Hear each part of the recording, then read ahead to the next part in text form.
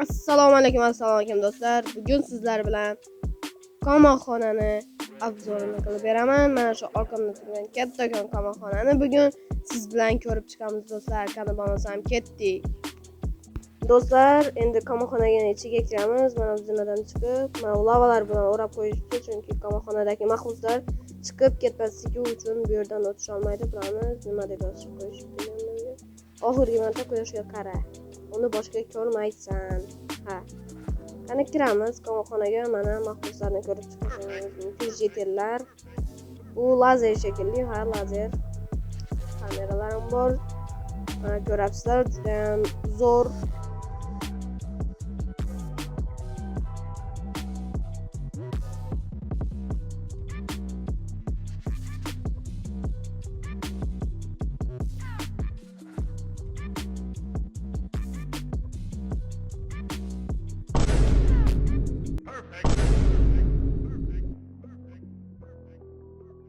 Do'stlar, endi tepaga chiqamiz. Tepani ham ko'rib chiqamiz sizlar bilan. Mana bu yerda kamera bor mana. Bu ham mahbuslarning xonalarini ham bor, ko'rishingiz mumkin mana. Ko'ryapti. Endi tepaga chiqib olamiz. Tepani ham ko'rsataman. Tepada 3 ta eng yomon mahbus bor do'stlar. Mana. Uchalasi ham bitta joyda. Hozirni ko'rsataman. Yaqiniga borma deb yozib qo'yibdi, lekin biz o'taveramiz. Bizga tegisha olmaydi mana. Ko'ryapsizlar.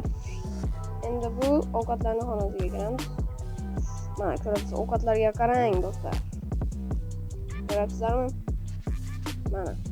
Endi bu yerdan chiqamiz do'stlar. Endi esa chiq. Endi esa bu xonaga kameralar xonasi, mana kameralarni ko'rib chiqishingiz mumkin.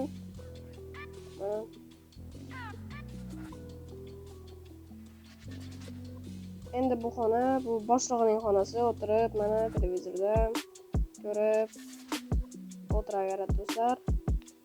Ko'rib turganingizdek hamma yerni ko'rsatib bo'ldim do'stlar. Do'stlar, meni kuzatishda davom eting.